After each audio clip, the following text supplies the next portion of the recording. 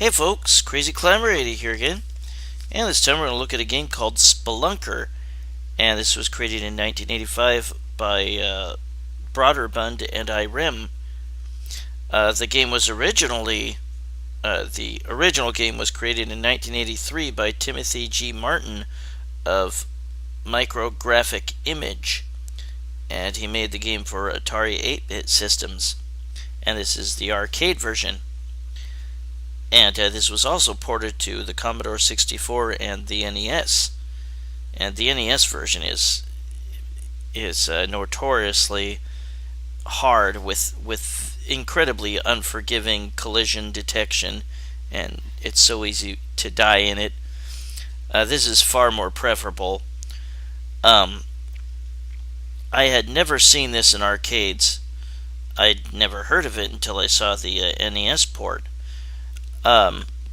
Basically what you do in this game is just descend X amount of levels, try to collect some energy drinks to bring your energy back up. If you run out of energy, you die.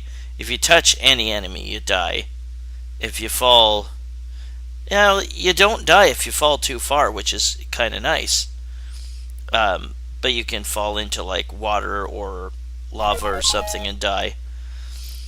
We'll get started, but you just need to get to a certain distance and you'll reach a doorway to the next area, and once you beat 4 areas the game ends.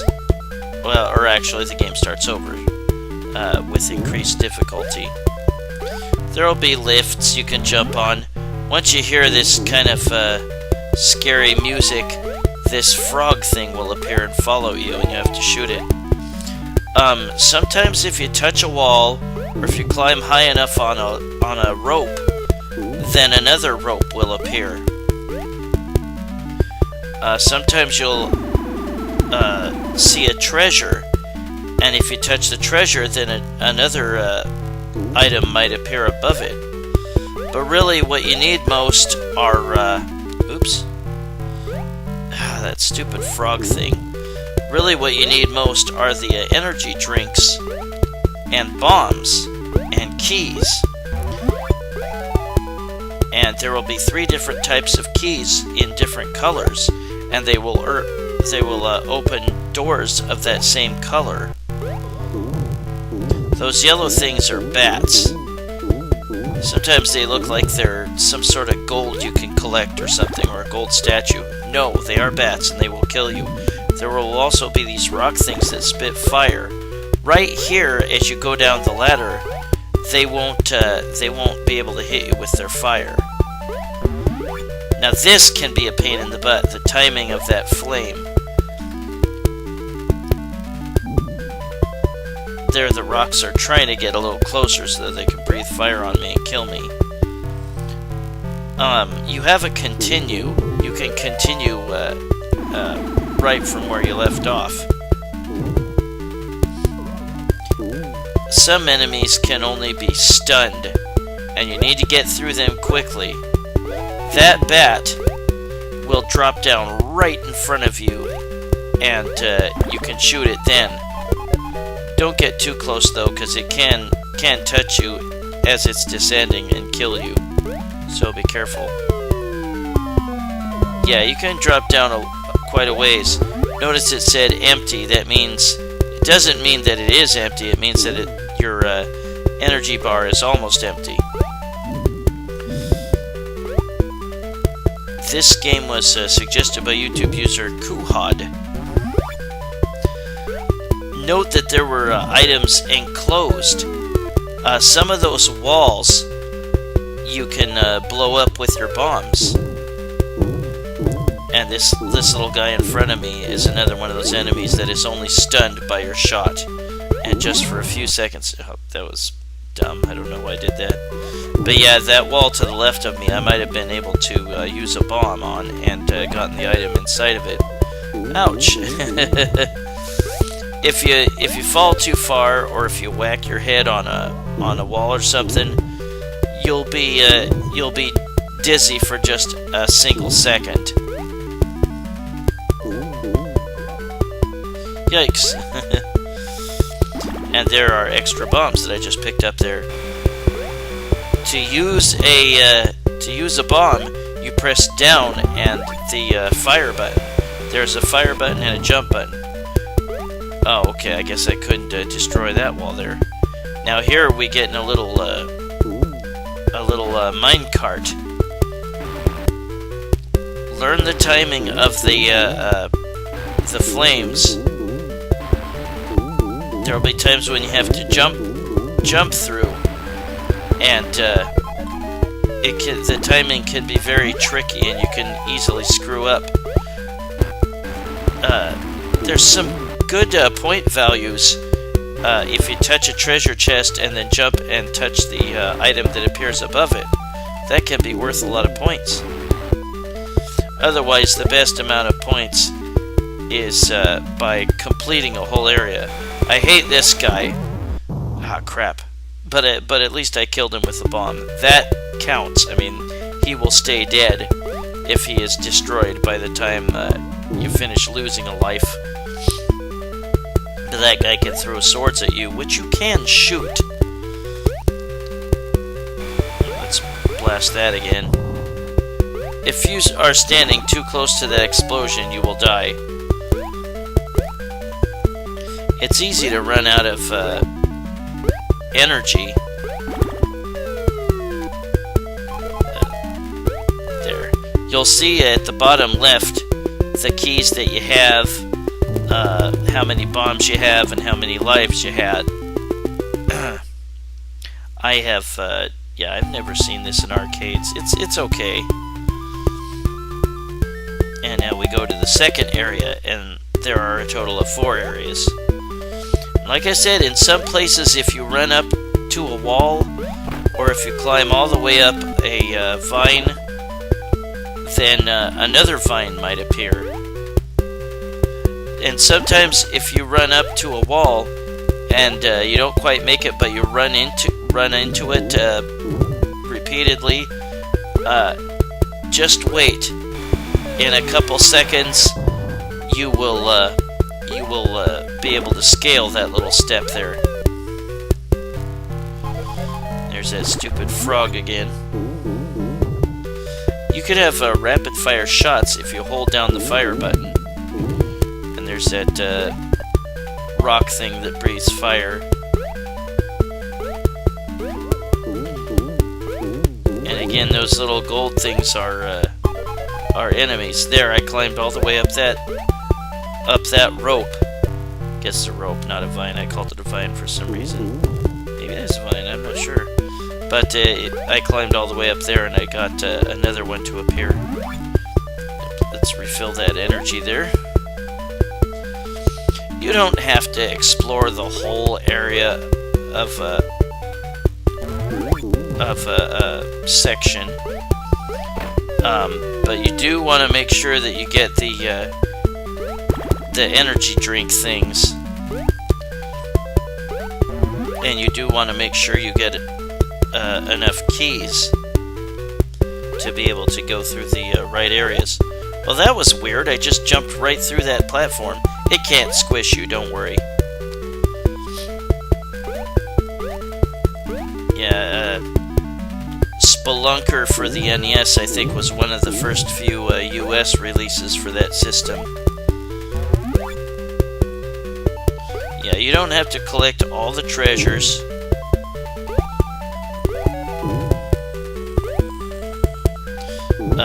You just want to make sure that you get all the keys, and I don't have a blue key, so I need to go get one.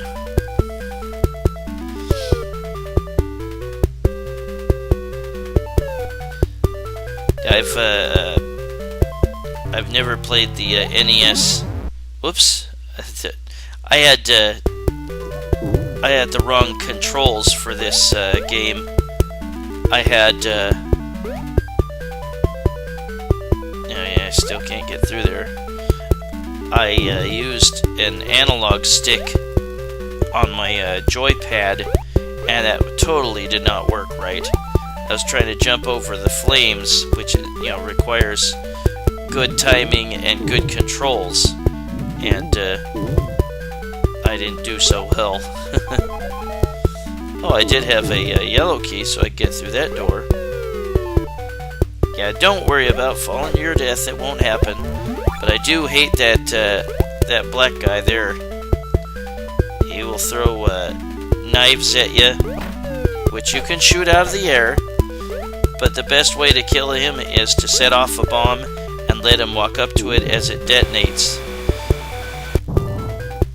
You can duck in this game by pressing down, and that's a good thing to remember when he's throwing knives at you that are high. He can throw them both high and low. Oh, is that a key for the blue door? It probably was. But yeah, again, every time that you collect a treasure, remember that you can jump up and collect whatever new treasure will appear. Oh crap, my energy's about out. I need a energy drink, and there isn't one. Oh, and interesting, it put me back under a treasure.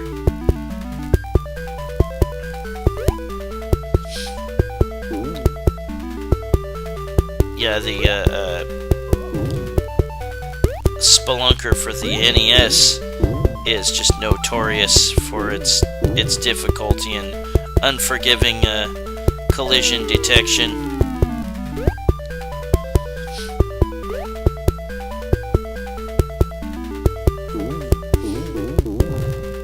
You can shoot the black monster thing with enough shots. You can destroy him. I think it takes like 5 or 6. Oh no, my energy's about out again. Right below me there was the door to the next area. Crap. I have to go around to the left. Yeah, that stupid bat will drop straight down. You need to not move as it comes towards you, because if you moved over a little too much, when it drops right in front of you, it might still touch you. Ah, stupid frog thing. Once again, the controls didn't want to work right, but right past those flames was the door to the next area. And again, there are a total of 4 areas, and I'll show you snippets of the rest of the areas. You can put in a bunch of letters. I can put in like 10 initials or something.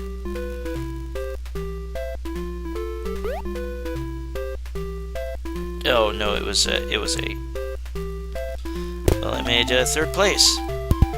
I chose not to continue here, but we will look at snippets of the rest of the areas.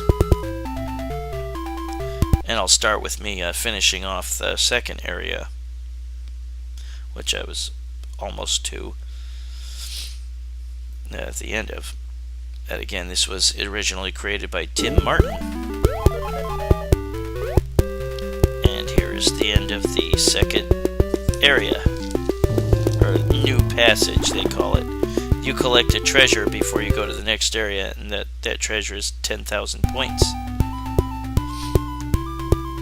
And now you can see parts of this stage as you begin it, and we have these blocks that appear, which kind of makes me think of Mega Man, the Mega Man series of blocks that appear in the air and then disappear. That was very frustrating to a lot of gamers. And if you don't come in on the correct side of those blocks, then you're kind of screwed, because they will appear in the wrong order, so that you can't get by them. Gotta set a bomb here again. If you touch that rock while it's smoking, like there, you're dead.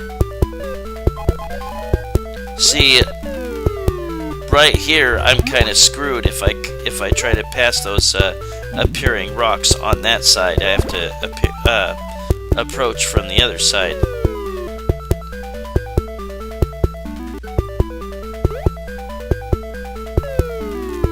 Yeah, you will die eventually if you go into the water there. But there's another water area that has a platform that raises and lowers. And there was a hidden treasure. This game's okay. It's playable and it's got some nice music. Again, this was created by Broderbund and Irem. The arcade version of this in 1985. I put on like infinite energy and infinite keys cheats just so I could get through this quicker. I mean, the regular gameplay to start this video off, I didn't use any cheats.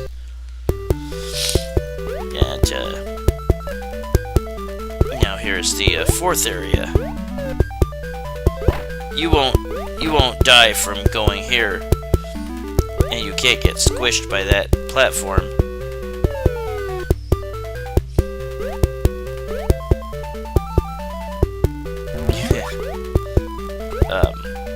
It looks kind of awkward when you jump towards a platform and you don't quite make it, but you're able to hang on to the ledge.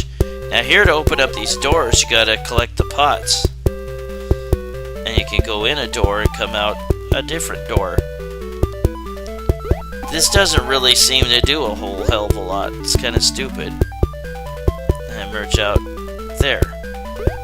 No, I don't know how to open that other door. Or if you even can.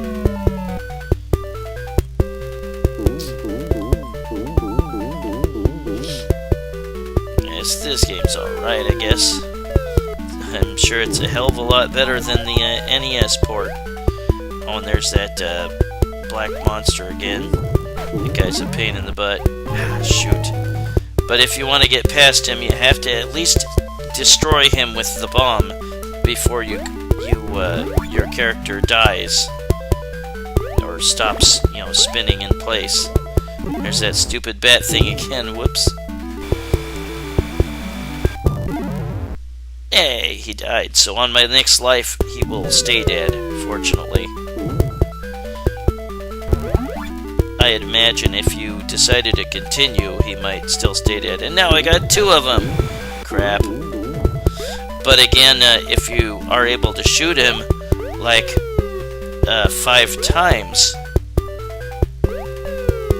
then you can destroy him that way. But it's easiest to use a bomb on him. But we're just gonna look at snippets of the remainder of the levels, or the remainder of the areas.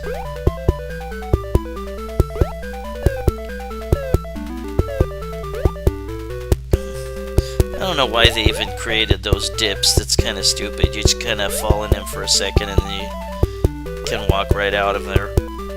Kind of pointless, really, I think.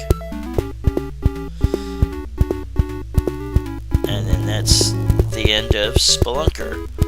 And then you start everything over again with increased difficulty, maybe more enemies, maybe faster shooting enemies or whatever.